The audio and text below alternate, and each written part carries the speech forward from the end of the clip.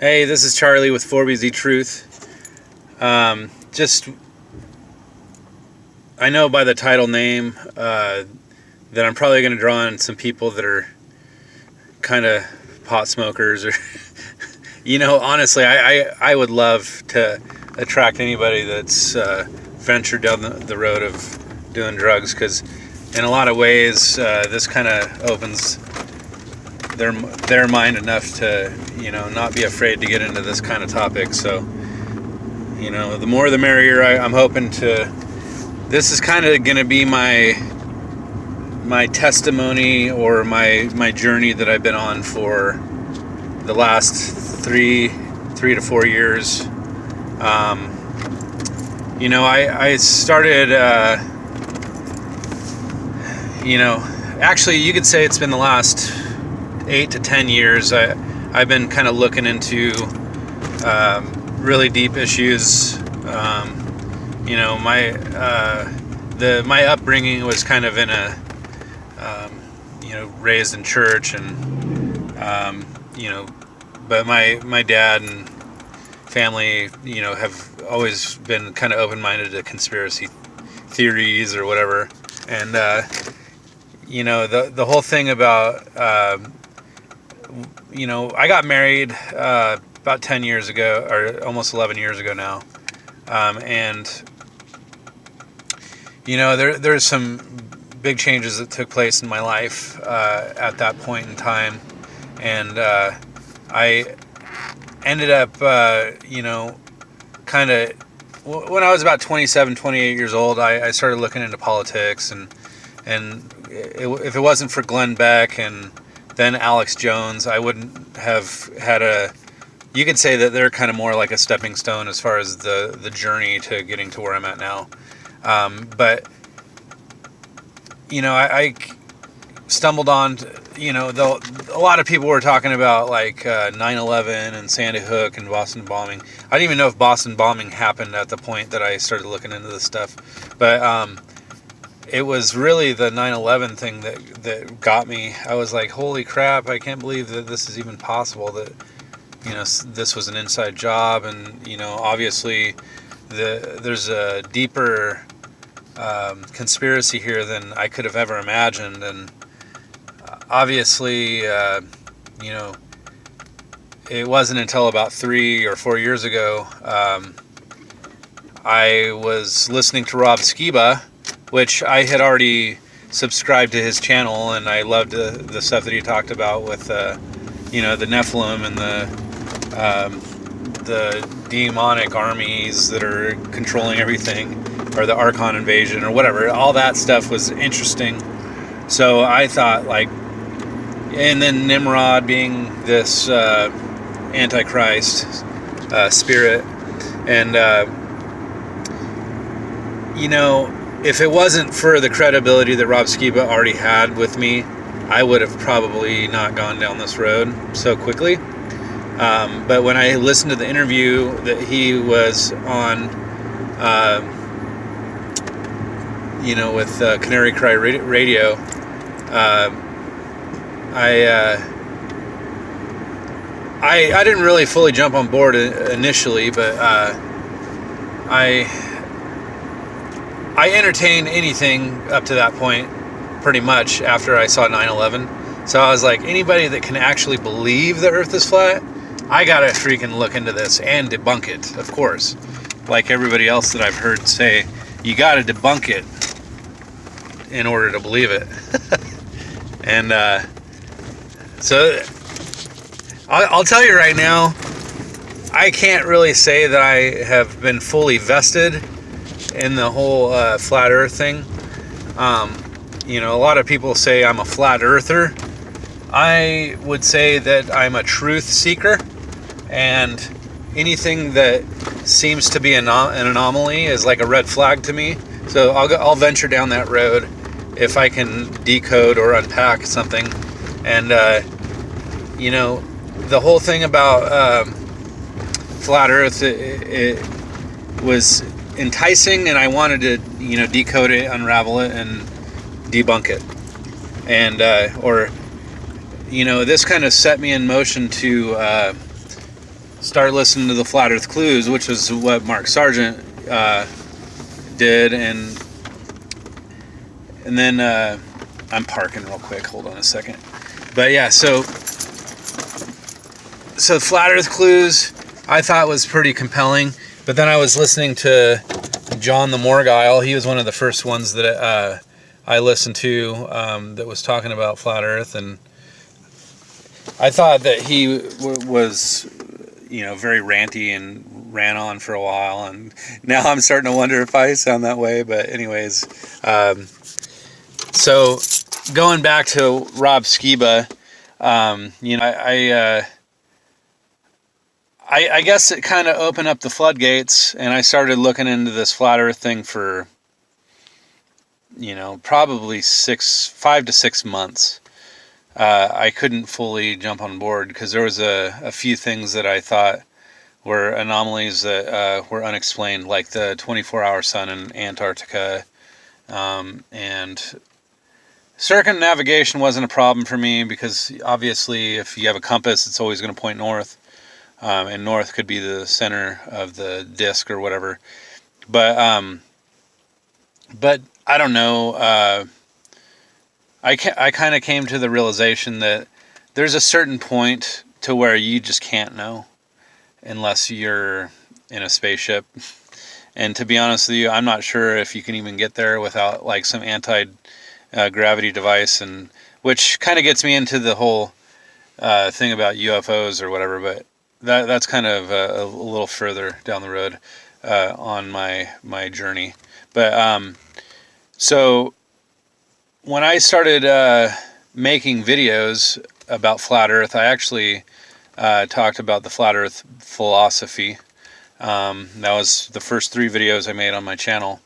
And because honestly, the whole thing about Flat Earth really wrecked my world, because I started thinking, man, if this is even true, then obviously the deceptions even go deeper than anyone could have ever imagined. And it has to be a world conspiracy that everybody's involved in, even the people that are inadvertently involved. Because there's a lot of people that will defend the globe, and not realize that they're just, regurgitating whatever it is they learned. And so I'm not advocating for, the flat Earth versus the globe Earth right now. I'm just trying to tell you my journey that took me to the next phase of my learning. So I came to realize that most of the people that I interacted with in the Flat Earth discussions, a lot of the people that actually say they believed in Flat Earth or they're Flat Earther are actually pretty smart. They actually were willing to look at evidence and willing to interpret the evidence according or unbiasedly. And, because you have to be biased in a way that you believe that it's possible that the government could actually deceive somebody like that on that level. So so that was my bias. You have to believe that it's possible that somebody can be deceived on such a large scale. And so when I came to realize that this flat Earth thing could be the real thing, I started looking into the matrix theory. I started looking into the esoteric occult stuff, like the Freemasons, Illuminati. I didn't really look into the Rosicrucians, but I know that they're in the Knights Templar and the Kabbalah, or the Emerald Tablets. There's all kinds of different stuff that I started looking into, because I started realizing if the roots go this deep, or the rabbit hole goes this deep, I got to see where this rabbit hole ends. And I started thinking that there's even something deeper than the flat Earth. And that's where I start saying that the flat Earth was my gateway drug, because once you start something more heavy after that. You're getting into the things that are really, really like the cocaine, so to speak, or the meth or whatever. I'm not saying I do any drugs, but I do say that when you start venturing down these roads, they are a lot deeper and they have a lot more sinister agenda. So the occult stuff was, you start seeing it all tied into like media. You start seeing it in movies and in government. You can see, I mean, the government, if you look at the foundation of all the stuff that the whole government system is built upon, like the Freemasons, everything's tied into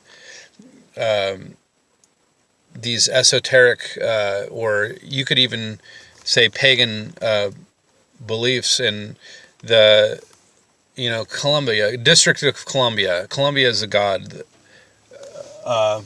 that I think is like, I almost said Mithra. So it goes back to the Egyptian gods like Ra or Zeus. I guess a lot of them are the same, like Jupiter, Zeus, and I didn't really prepare to get into all the depth of this, the pagan side of things, but paganism has infiltrated not only government and TV, and the thing that I started noticing is that it's infiltrated the church, and we celebrate the pagan traditions with holidays and whatnot, and there's a lot of ritualistic practices that they have, and it started making me question a lot about the church, because being raised as a Christian, I'm like, oh, I need to, see if I've challenged this view, because I'm like, if I'm a Christian and I'm finding that the church is paganized, I got to freaking get down to the root of this, because if this is a reasonable faith, it needs to be tested, and if it is held up to scrutiny, then we're good. And so I started looking into that, and I started finding flaws in the church, and I'm like, oh crap, I'm vested into this belief system that I'm not even sure that it's true, that maybe it's all just a big deception, because these deceptions go so freaking deep. And like as far as the government and stuff, they have like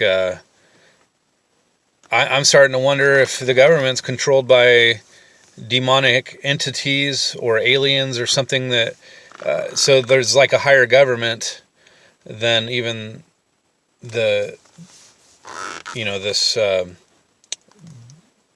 stage that they've presented. Like the media and the government and all is supposed to be just a show to pacify the people, or think that they have a government that is working on their behalf. This whole New World Order thing actually is, it's in a lot of ways secret, but it's also out in the open, so that they could have people basically vote. I think the voting system actually is really just a gauge to see how supportive the masses are going to be, or the sheep are going to actually follow you down that road of the New World Order.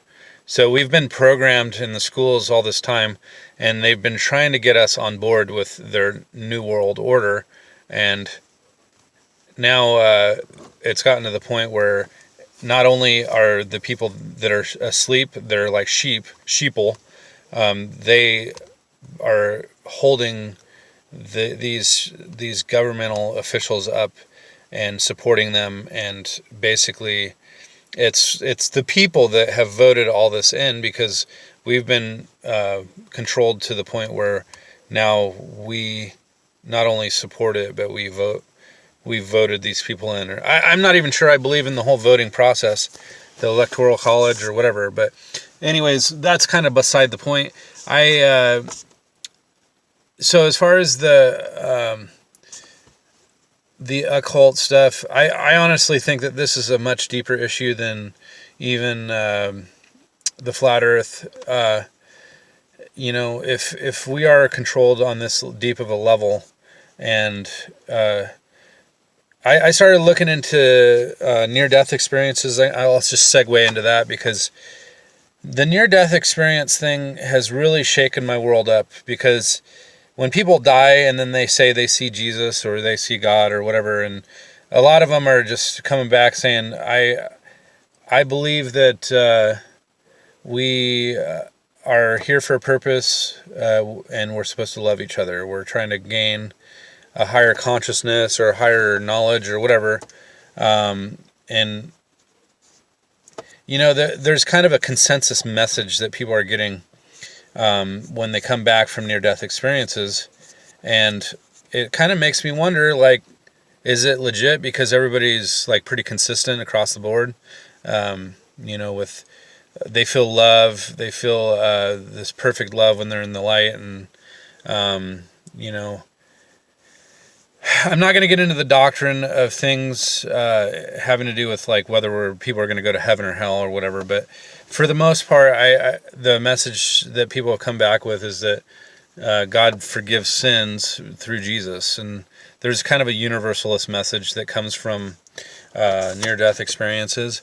But then that causes me to wonder, like, what about the credibility or the authority of the Bible? Because it talks a lot about heaven or about hell or punishment or judgment or whatever.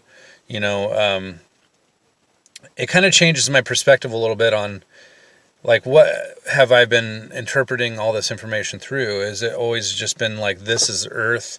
And now I'm starting to wonder if this earth is actually hell or judgment. So God's judging us through this life that we're living, and he's going to show us what we've done on the other side through the life review. And then I start wondering, if these deceptions are so vast, I start wondering, what if there's an angel of light, Satan or Lucifer, on the other side, and his armies that are have a whole system set up to deceive people when they are near death? And what if people are deceived to think that Satan is actually God or Jesus? Now, I don't know how Satan could manifest as light and love and things like that, but it gives me pause. I'm not sure what to think about it. But flat Earth, I keep looking back at that and thinking, you could see a flat horizon, but near-death experiences are talking about people ascending up into the clouds, and they could see the Earth as a globe. And I called into the Flat Earth podcast on their little message you leave, and they talked about,